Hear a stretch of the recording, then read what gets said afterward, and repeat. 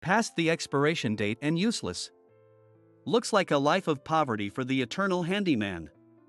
Being ragged suits you. She threw a glass of red wine in my face.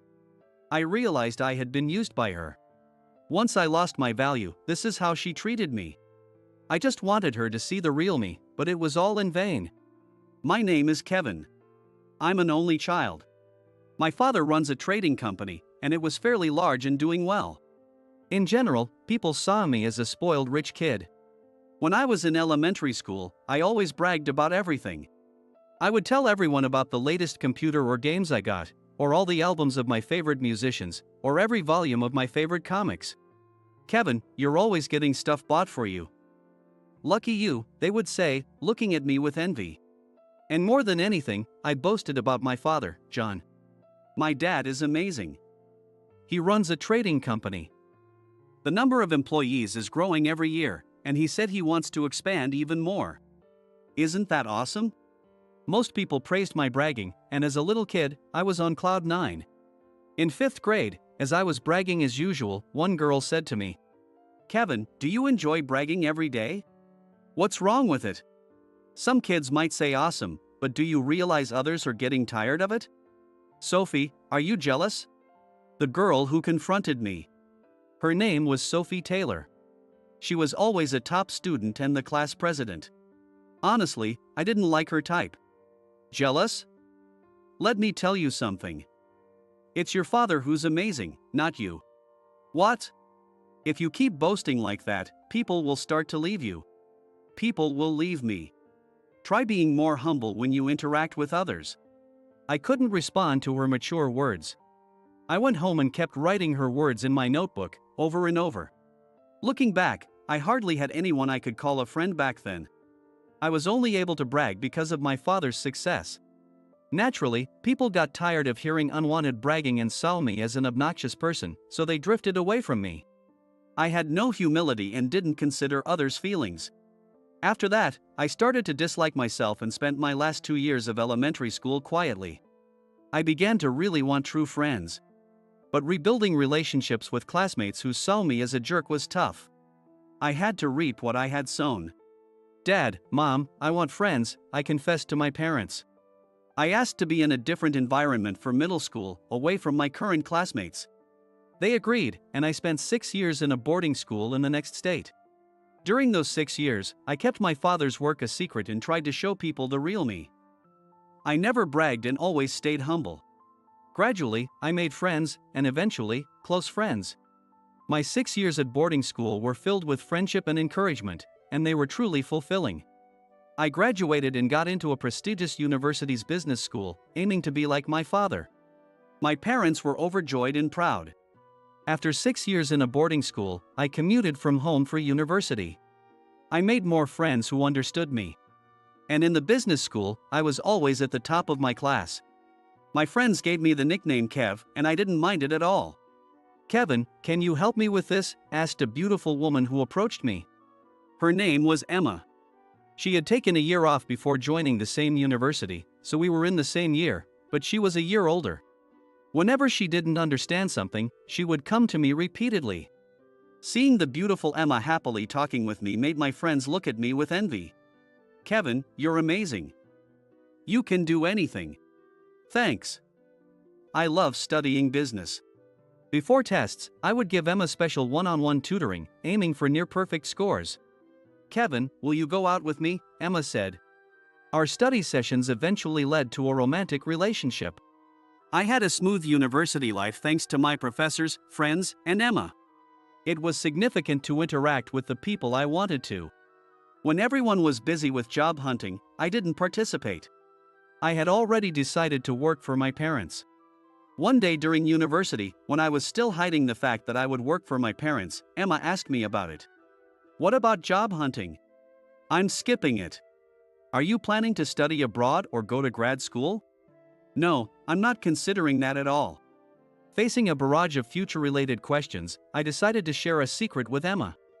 "Actually, my dad runs a trading company, and I'm planning to work there." "Wow, that's amazing." "I'm jealous. It's my parents who are amazing, not me." "I didn't know about your parents." I had no idea you were from a wealthy family. Please keep this a secret. I don't want anyone to know. Got it, I'll keep it a secret.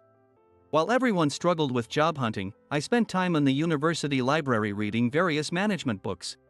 Emma, with her stunning looks, landed a job at a cosmetics company. I joined my father's trading company. Even after graduation and starting our careers, Emma and I continued our relationship. I wanted both my work and personal life to go well. I wanted to marry Emma someday. That's what I was thinking. I had a chance to talk with my dad alone at home. Dad, I need you to do me a favor. I said to my father. I want us to keep our father-son relationship a secret at work. Since late elementary school, I've avoided telling people about your business. Trying to show my true self.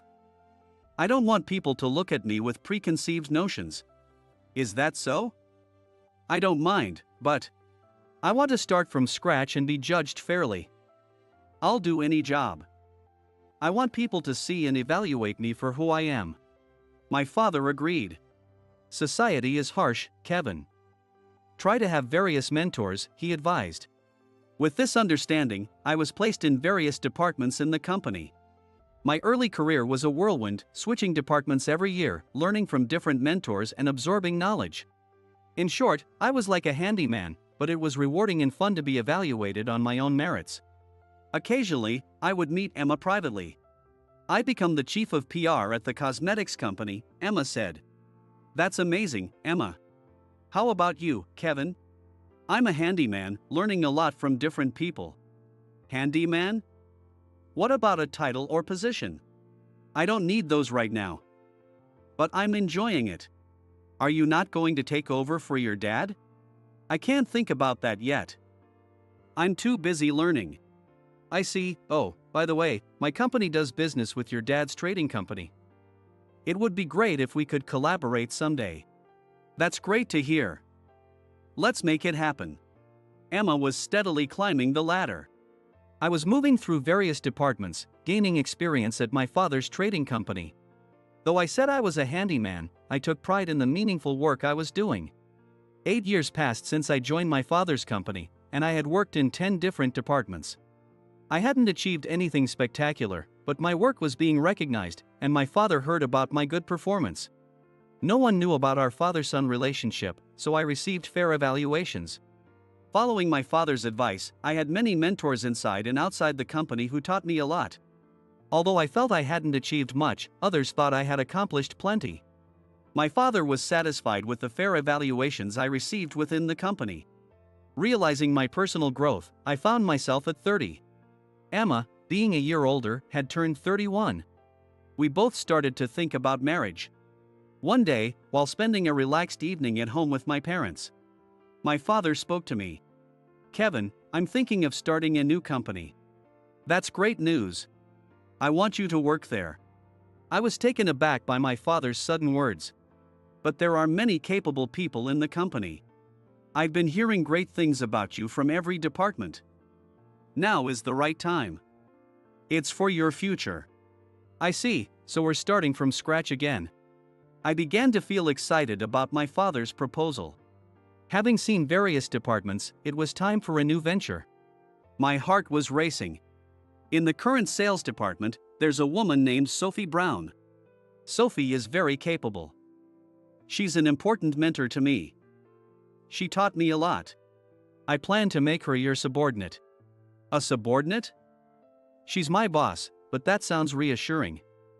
Do you think I can do it? You can. Go for it. With my father's approval, I started fresh with a new business within the trading company. It was a trading company specializing in the next generation IT, small in size but elite in style. Kevin, I'm excited to be working with you again. Sophie, I look forward to working with you too. Sophie had taught me the intricacies of building client relationships in the sales department. She was petite with a very short haircut. She wore sharp black-rimmed glasses that exuded a capable aura. Beyond her appearance, she was highly competent and a valuable mentor. Even during busy times, she supported me thoroughly. Because I was so focused on the new venture, I grew distant from Emma. She frequently emailed, "When can we meet?" but I couldn't give a good response. When things finally settled down, I invited Emma to dinner as an apology. There was a big meeting at the company that day, so I couldn't leave. I made a reservation at an Italian restaurant for the evening. I was sure she would be delighted. None of that mattered, the meeting was packed with important discussions for the future. I started to sweat, realizing I might be late. Sophie noticed my distress. "Kevin, is everything all right?" "Well, I have an appointment after this." "Don't worry. The meeting is almost over, even though it's running a bit late. If you'd like, I can drive you." "That would be great." "Thank you, Sophie." Finally, the workday ended. We got into the company car and headed to the Italian restaurant I had reserved. "Thank you for your hard work today." "Thanks, Sophie. I appreciate you driving me." "It's my pleasure, Kevin. You're always so humble, I enjoy working with you." "I'm glad to hear that. You're my mentor, after all. I rely on you a lot."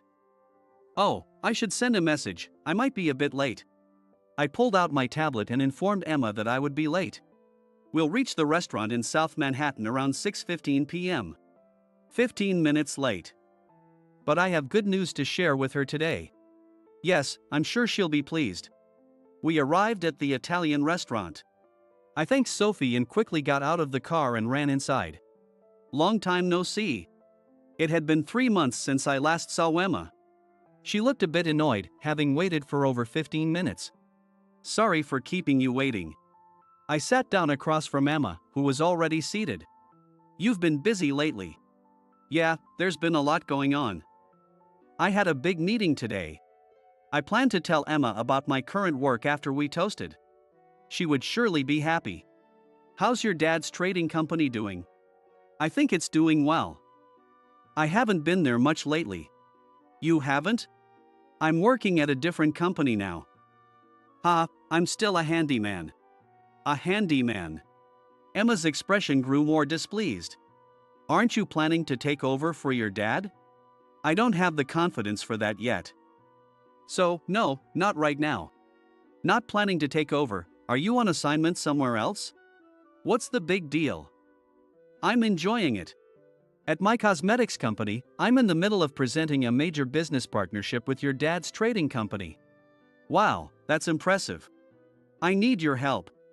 "I'm not sure how I can help. I was focused on my work at a new IT specialized trading company, and I thought that was a separate matter. I'm the head of PR now. I have a major project. And at this crucial time, you're off on an assignment, doing miscellaneous tasks. You're really an eternal handyman." "An eternal handyman?" "That's fine by me. I'm okay with it right now.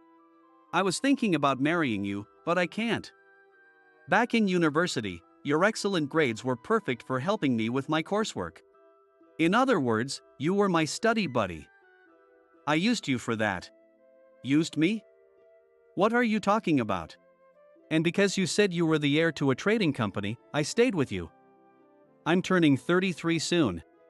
Everyone around me is getting married and having kids. How long do you expect me to wait? You won't take over for your parents and you're just a handyman on assignment, it's too much. Do you think you can have a good life like this? Your usefulness has an expiration date." "Emma, please calm down." At that moment, a male sommelier approached to pour red wine into our glasses. "Let's calm down. It's been a while since we met. Let's have a toast with this red wine. I have something to tell you. There's nothing left to talk about." "Whoa!" Emma threw the glass of red wine in my face. "You're past your expiration date and useless. An eternal handyman is destined for a life of poverty. Being in rags suits you."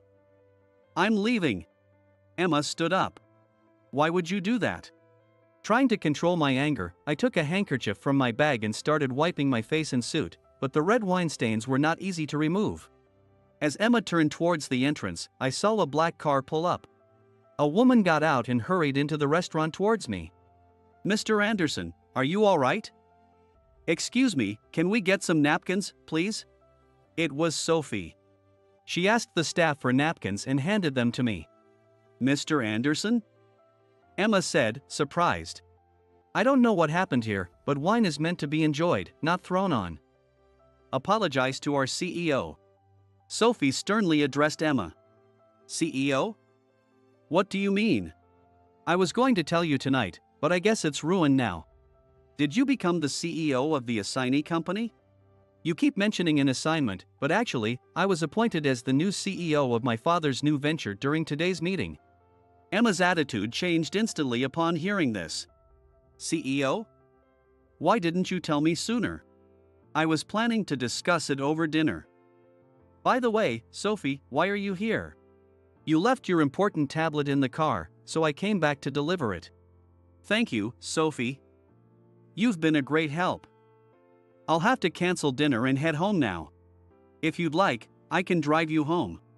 Thank you for everything. Emma, thanks for everything. This useless eternal handyman will take his leave. We won't be meeting again. So don't worry. I'm sorry, I didn't mean it that way, please reconsider. I'm glad I saw your true colors. Even I couldn't ignore what you said just now. We can't cause any more trouble here. Sophie, let's go home. I paid for the wine and the cancelled meal, then got into the company car. Emma was left crying alone. In the car, Sophie spoke to me. I'm sorry for the sudden interruption. I didn't mean to intrude on your personal matters. What are you talking about, Sophie? We just weren't compatible. I have no regrets. Right now, work is my priority. There was an awkward silence for a while. With a sigh, I looked out the window, and Sophie continued. Mr. Anderson, you've really changed, in a good way. You're very humble and kind to others. Is that so? You mentioned that before we went to the restaurant. Have I changed that much since our sales department days? More than just the sales department days. More than just that? Do you remember when I said, try being more humble when you interact with others? What? Wait a minute. Are you Sophie Taylor, the class president from elementary school? She nodded. Sophie, my classmate from elementary school, had changed her name to Sophie Brown after her father passed away during high school and she reverted to her mother's maiden name. I couldn't hide my surprise at how different and mature she looked compared to her younger self. When you told me that, I wrote it in my notebook over and over. I was so frustrated back then, determined to prove you wrong someday. You had such a shocked look on your face back then. Your eyes were wide open, and you were frozen. That was 20 years ago. Feeling a sense of nostalgia, we naturally started talking like old classmates rather than in a formal business manner. It felt like a mini reunion inside the car. I shared with her how I had changed my mindset and attended a boarding school in the neighboring state. Looks like my lightning bolt worked back then, Sophie said with a laugh. It sure did, almost too well. It nearly knocked me out, I replied. But I've watched you grow every day, and now you've become the CEO everyone recognizes. When I was asked to be your subordinate, I was thrilled. You're still the best mentor, Sophie. Or rather, I should say in a professional way, Ms. Brown, you're the best mentor. Thank you, I will continue to do my best. We're almost at your home, Mr. Anderson. Our mini reunion in the car was filled with laughter and tears, ending on a happy note. After parting ways with Emma, I was able to focus solely on work without distractions. Even with the title of CEO, I still had to handle various tasks and ensure I treated each employee with respect and care. I approached everyone with utmost humility. This was true throughout boarding school and university. When you treat people with humility, they naturally gather around you. In elementary school, my bragging drove people away, but having a mentor like Sophie taught me the importance of humility. Maybe I am a fortunate person. My mentor from elementary school was now my secretary and a significant part of my life. I found myself increasingly drawn to her as a person. Life is unpredictable. It's the unpredictability that makes it interesting. With a positive outlook, you can overcome difficulties and turn them into opportunities. With the help of many people, my company grew rapidly, even expanding internationally. My father's foresight was impressive. I still can't surpass him, and I hoped he would always be that insurmountable challenge.